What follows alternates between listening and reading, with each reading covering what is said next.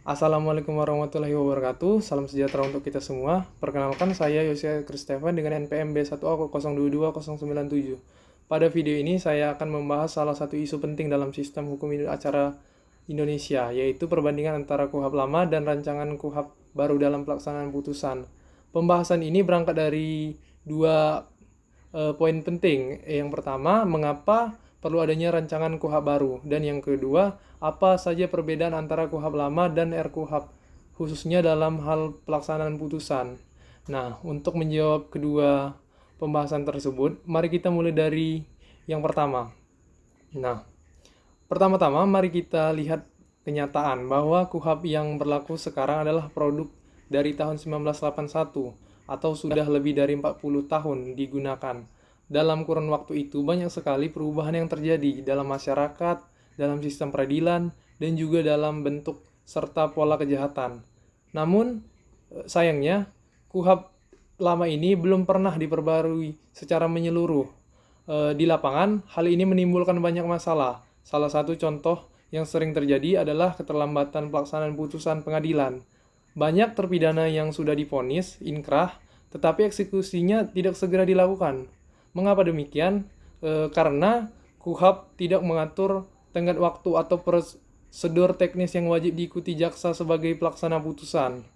Selain itu, koordinasi antara lembaga penegak hukum juga lemah, karena tidak ada sistem yang terintegrasi. Akibatnya muncul ketidakpastian hukum, bahkan sampai pada pelanggaran hak asasi manusia, seperti eksekusi tanpa pemberitahuan kepada terpidana. Disinilah RKUHP 2025 ini menjadi penting.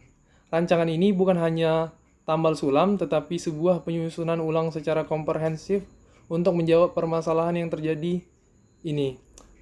RKUHP memperkenalkan hal-hal seperti batas waktu pelaksanaan putusan, kewajiban administrasi dan pelaporan jaksa kepada pengadilan, perlindungan hak terpidana dan korban, serta pengawasan aktif oleh pengadilan.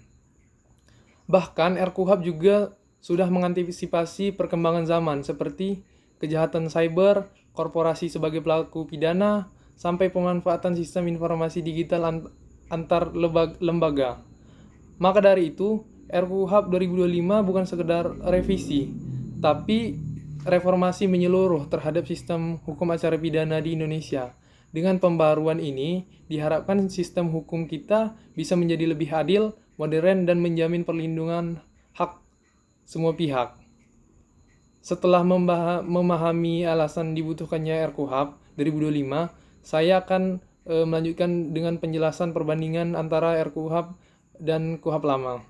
Yang pertama, kita bahas dari aspek otoritas pelaksanaan putusan. Pada KUHP lama, pelaksanaan putusan yang sudah berketentuan hukum tetap dilakukan oleh jaksa. Hal ini diatur dalam pasal 270 yang menyebutkan bahwa jaksa mengeksekusi putusan setelah menerima salinan resmi dari panitera. Namun tidak ada batasan waktu, tidak ada prosedur teknis, dan tidak ada pengawasan. Ini sering menimbulkan keterlambatan dan ketidakpastian. Sementara RKUHP, meskipun jaksa tetap sebagai pelaksana, diatur dengan jauh lebih rinci. Ada ketentuan batas waktu eksekusi setelah salinan diterima, dan jaksa wajib melaporkan pelaksanaan eksekusi kepada pengadilan. Jadi, ada sistem administrasi yang lebih akuntabel. Yang kedua, dari sistem aspek perlindungan terhadap terpidana. KUHP lama tidak mengatur secara eksplisit tentang perlindungan hak-hak terpidana saat eksekusi. Hal ini beresiko menimbulkan pelanggaran HAM. Misalnya, eksekusi dilakukan tanpa pemberitahuan resmi. Sebaliknya, RKUHP memperkenalkan kewajiban pemberitahuan resmi kepada terpidana tentang waktu pelaksanaan putusan. Bahkan terpidana diberi hak untuk mengajukan keberatan administratif jika eksekusi tidak dilakukan sesuai dengan prosedur. Ini menjelaskan sejalan dengan prinsip due process of law. Yang ketiga, dari segi peran pengadilan. Dalam KUHP lama, setelah pengadilan menjatuhkan putusan, tugasnya selesai, seluruh pelaksana diserahkan kepada jaksa. Sedangkan dalam RKUHP, pengadilan diberi peran aktif untuk mengawasi pelaksanaan putusan.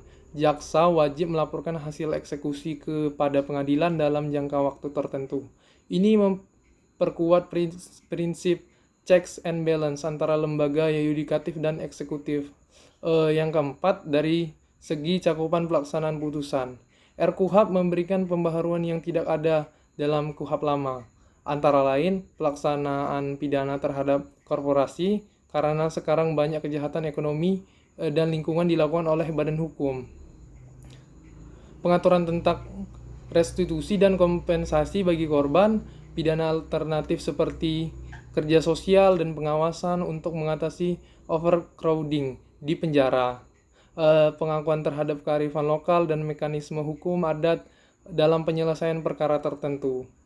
Dengan berbagai pembaruan tersebut, RKUHP menghadirkan sistem hukum acara pidana yang lebih lengkap, efisien, dan berkeadilan. Sebagai penutup dari video ini, tadi kita melihat bahwa KUHP lama sudah tidak lagi cukup untuk menjawab tantangan-tantangan penegakan hukum modern, terutama dalam aspek pelaksanaan putusan. RKUHP 2025 hadir sebagai solusi dengan pengaturan yang lebih rinci, adil, dan mengedepankan perlindungan HAM serta akuntabilitas antar lembaga. Ini adalah langkah penting dalam reformasi hukum pidana Indonesia menuju yang lebih transparan dan humanis. Mungkin sekian penjelasan dari saya. Terima kasih sudah menyimak sampai akhir. Semoga apa yang saya jelaskan menambah wawasan dan memberi manfaat. Assalamualaikum warahmatullahi wabarakatuh.